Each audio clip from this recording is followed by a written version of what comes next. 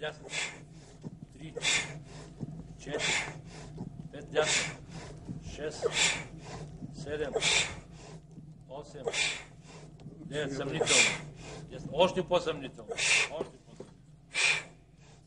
И невъзможно вече. Вече няма. Стига толкова.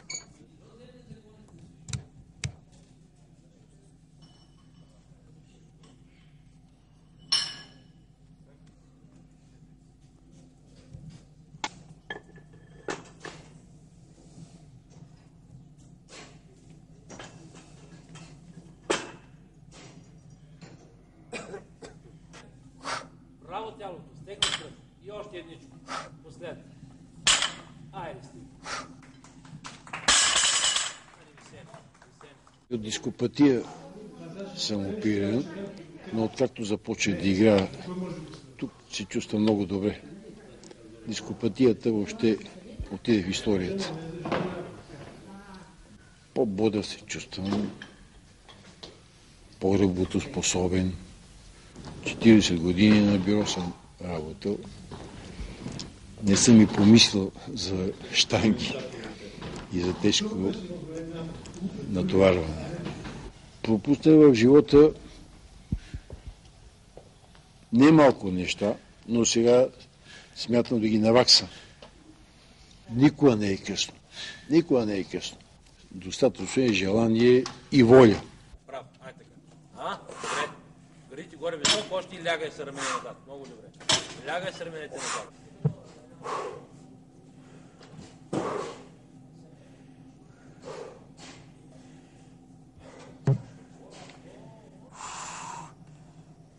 Лява, раз. Глас лява, бързо. Силно излишви. Още по-бързо. Ако не съм дигал до сега да съм или на количка, или да съм на хоризонтално положение, да не мога да се мръдна. Аз съм работил като оксигенист-монтажник и съм обикалял всички национални обекти в България. По Козлодуй, по Червена могила, по Перник. И оттам получих дископатия и пареза на левия крак. Аз не можех да ходя, единия крак го влачех просто по земята. И както почнах тук да тренирам, това нещо изчезна постепенно. Даже имам и друго заболяване, исхемична болест, и когато не тренирам, когато съм на време така по-малко тренирам, взимам хапчета.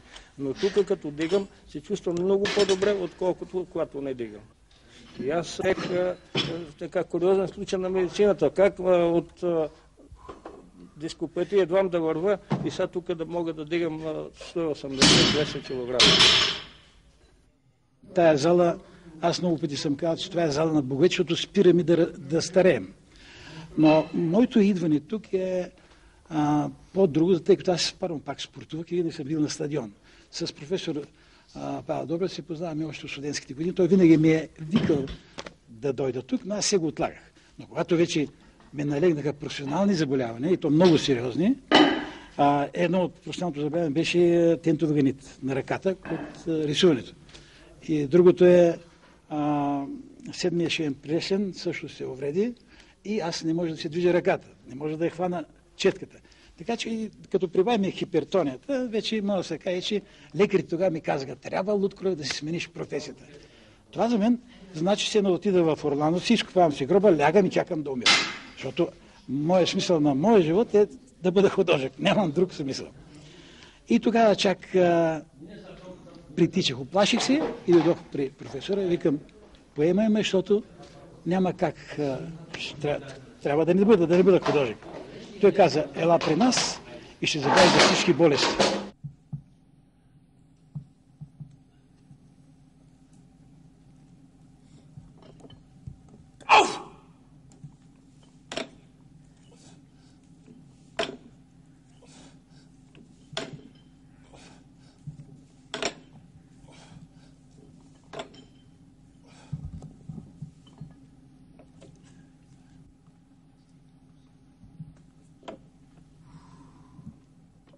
Още от зората на човечеството винаги хората са мечтали да бъдат здрави, силни, дълголетни, дори да запазят вечната си младост и да достигнат до безсмъртие. До сега обаче, независимо от невероятните опити, най-различни, които са правени, тази мечта не е осъществена. И ако така се обърнем назад, какво ли не са използвали хората, разни настойки от треви, семеници от тигри,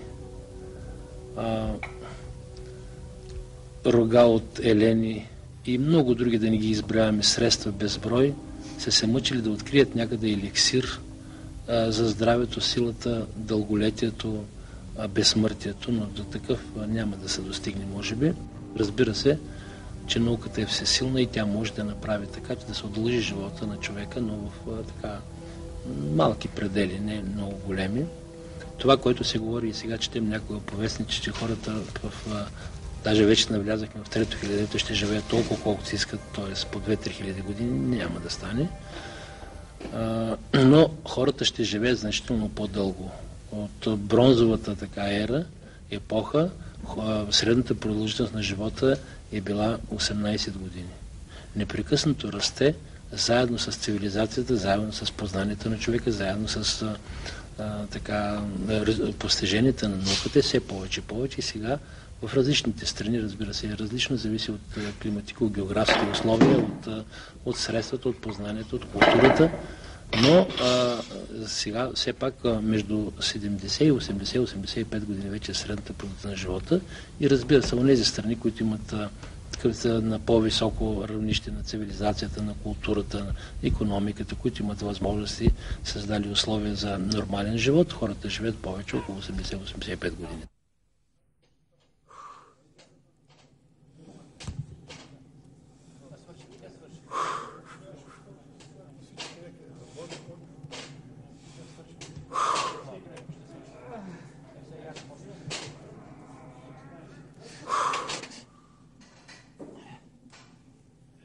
Две, три, 4, 5, 6, 8 ще направи. 7, 8, Даже 9. 9, Ти ще ги направи? 10. Браво, Тачко.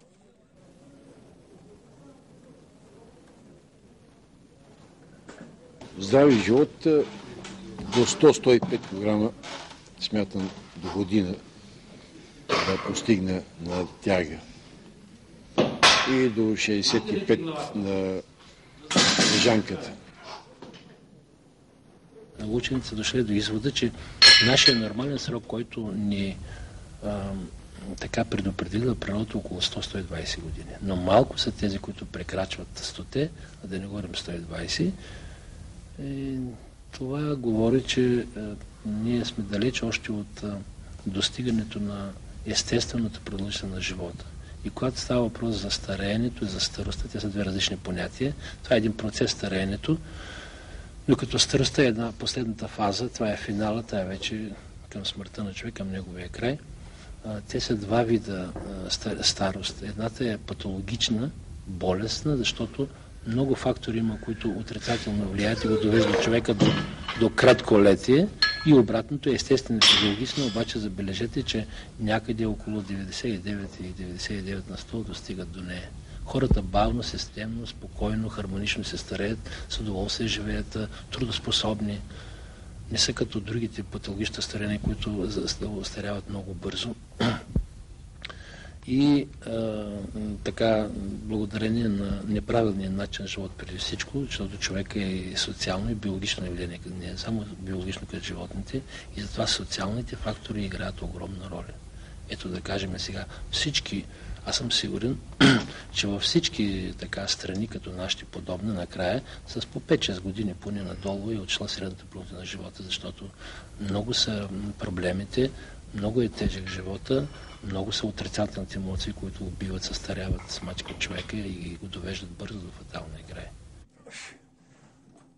3, 2, 1, абсурд 9 да направи. Абсурд 9. Ай сега дръжте. Лошо дига гърдите горе. Дръжте го повече. Сега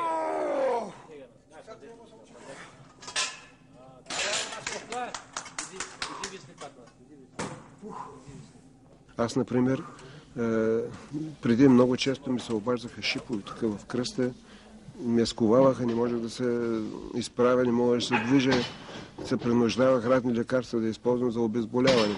Но откакто тук, това е от 75-та година, 74-та година, 28 години, аз непрекъснато тук с професора работим и заедно. И това постоянство, непрекъснати тренировки, ме освободиха от тези шипове. Просто ги няма. Сега ги няма. Аз имаше случай, когато, защото моята работа е като електротехник, клекна до някой табло да работя и като се извия малко да ме захапи, тук не мога да се обърна. Обаче сега вече няма тия проблеми.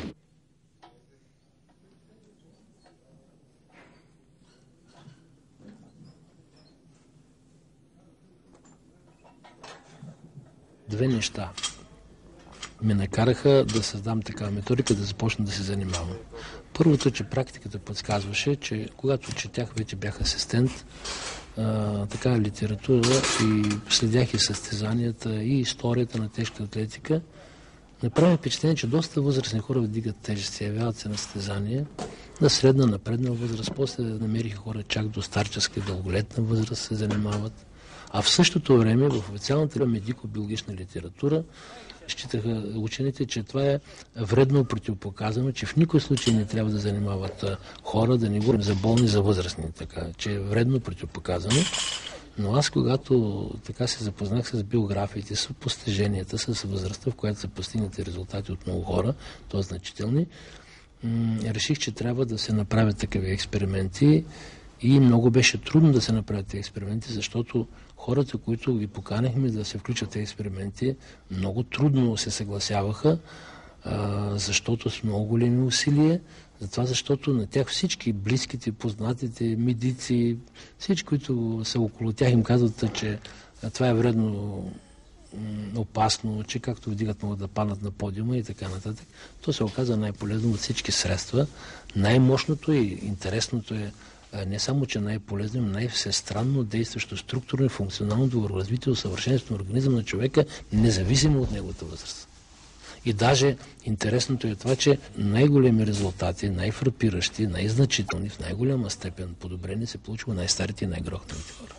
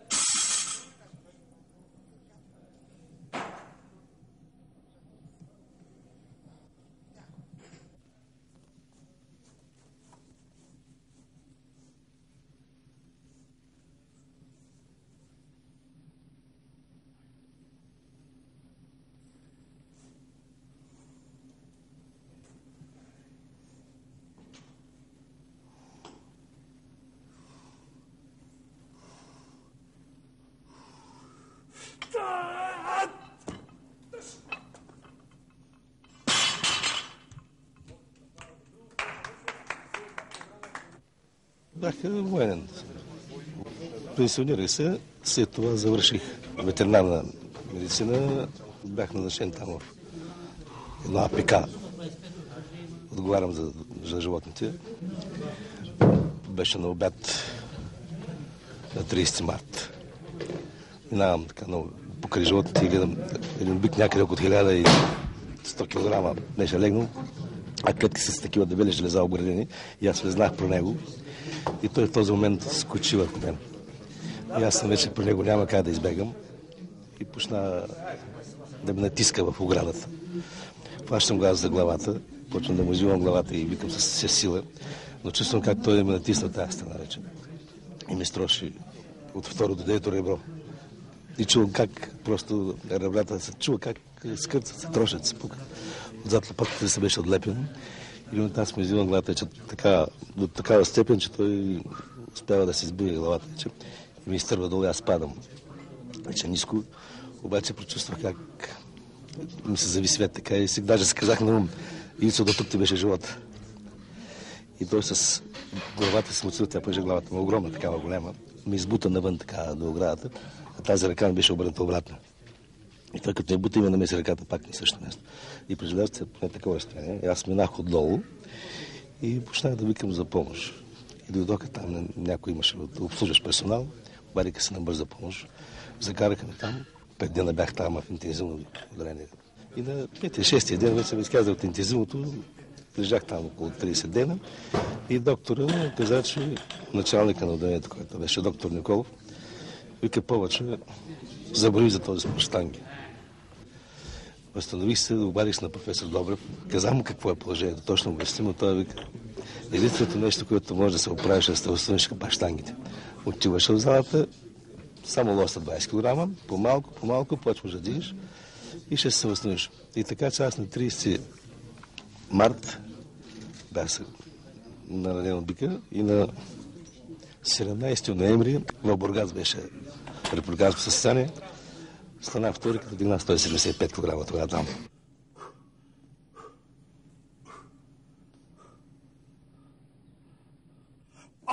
Лягай назад! Дигай главата! Дигай главата назад! Дигай главата! Стягай! Стягай, дигай! Браво! Ей, това е!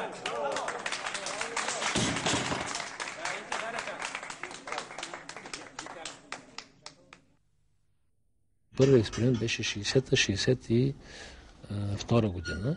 2-годишен експеримент. Втория експеримент 64-67. Третия експеримент 75-77.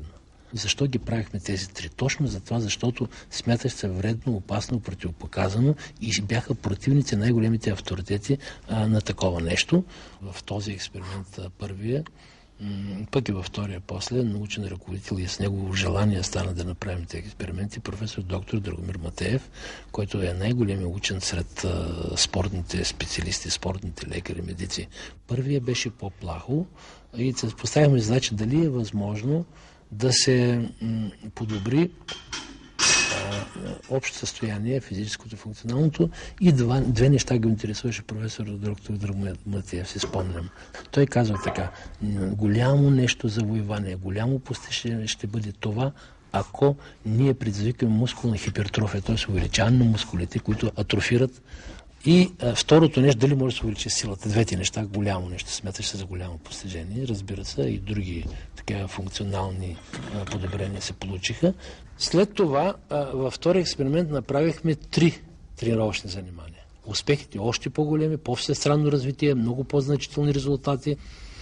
И третия, вече започнахме с всекидневни тренировъчни занимания. И когато се говори за всекидневно, вече тук става въпрос как е възможно възрастни хора всеки ден да тренират. Те много бавно се възстановяват натоварването. То при такова голямо натоварване оказва се, че бързо се възстановяват, че могат да се възстановяват, което е атрибут на младостта.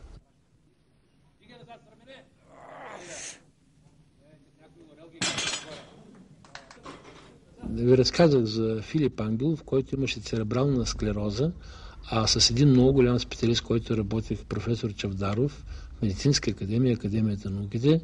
Накрая, когато обобщавахме резултат, тези хора са специалисти в други области, ЕЕГ-то на този човек, който имаше напреднала форма на мозъчна склероза, този човек говореше вече, тези изследвания говориха, електрофизиологични изследвания за биотоковете на мозъка, че ЕКГ-то е на равнището на 25 годишен човек като студент.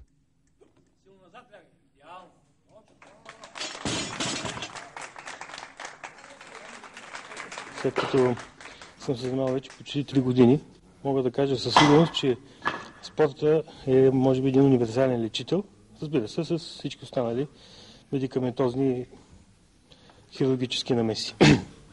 Това казвам като лекар и като преподавател в Спортната академия по физиология. Аз лично имах преди 3 години повишено кръвно налягане с една доста висока пулсова честота в покой и ходих при няколко човека, няколко колеги, включително професори, които ми казаха, абсолютно забранено ми е да дигам щанги. 3 години по-късно вече аз мога да кажа, че нямам кръвно налягане, пулсовата ми честота в покой е 75-80 удара в минута.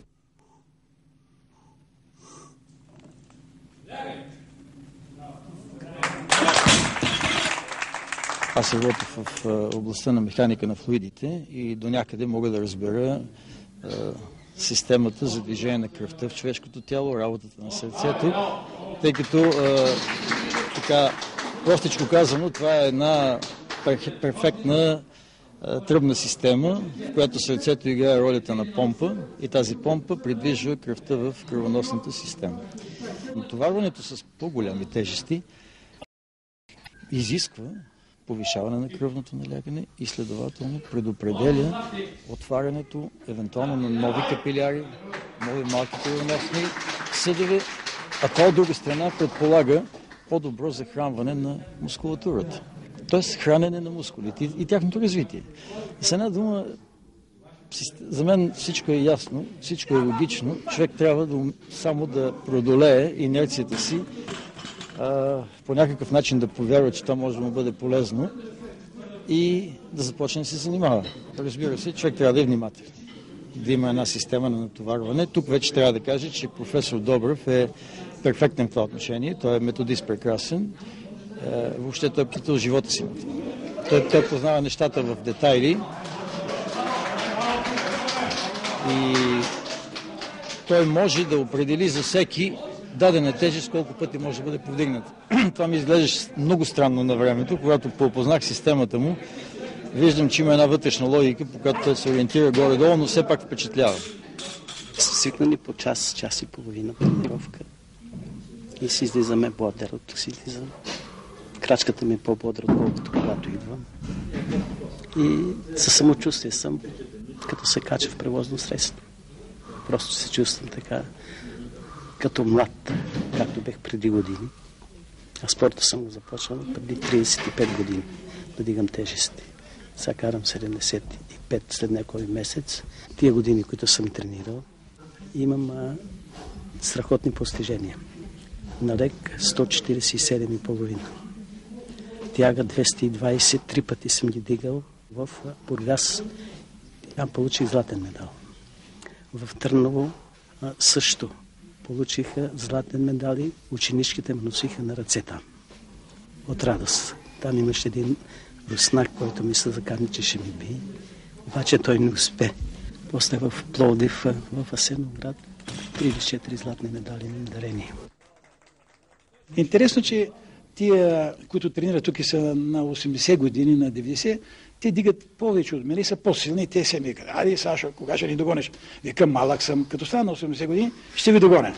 Така че тук още самото трениране и самия начин на живота, мисля, това е една шега, една радост, едно приятно присъствие, а и самия ни водач, тук треньора, професор Павел, това е една многоплавна личност, с него може да се разговаря за всичко. Няма тема, няма въобще нещо, за което не може да се говори с него. Тъй като и така той поднася информацията си много забавно и просто става един приятен момент да прекараш тук сред него, сред другите, сред колегите. Това е едно удоволствие. Все едно отиваш на театър. Само че тук ти си актьора. Също така, често пъти той споделя с нас неговите научни концепции, вкарвани в неговото мислене, в неговата дейност, което ни прави съпричастни и ние след това споделяме това, което пък той търси, може би, и ставаме един колектив на много дълбоко, сериозно мислене за дълголетията. Много интересно за човека, може би за напред хилядолетия няма да стигнат, да може да се така вникне дълбоко в същината на човека. Той е бездна, той е океан, той даже и това е малко вселена. И може би ще дойде време, когато човека ще може поне малко да опознае себе си. Аз мисля, че много неща сме научили. Науката и изкуството е показала много неща. Усвоили сме, отгадали сме някои тайни на природата до някъде, но като че най-голяма загадка е тайна си остава човека. Смята се, че човек е много крехък, слаб, страхлив и така древните мъдрите са казали, че човек е крехък като тръстика, да, но дори казваме каква тръстика, мислеща тръстика.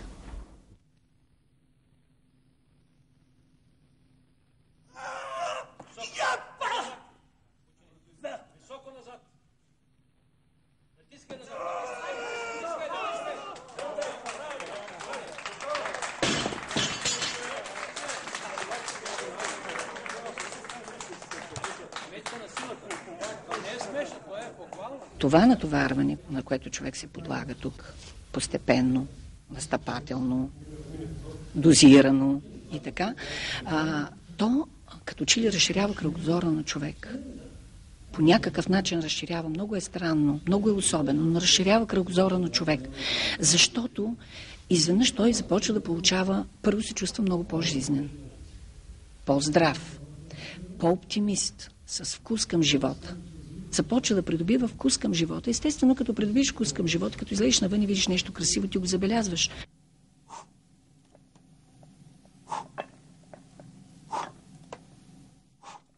И съжалявам, че попаднах в тази група на ветерани много скоро. Съвсем случайно, чрез мой познат, разбрах, че идва тук. Дойдох и открих професор Добрев. Една истинска находка, като човек, като треньор, а най-важно, че аз като дойдох тук, миналата година, цялата година, ходих по бани и т.н. с някаква дископатия и със страх започнах. Оправдан страх, защото бех леко преведен. От 5 месеца аз съм нов човек вече.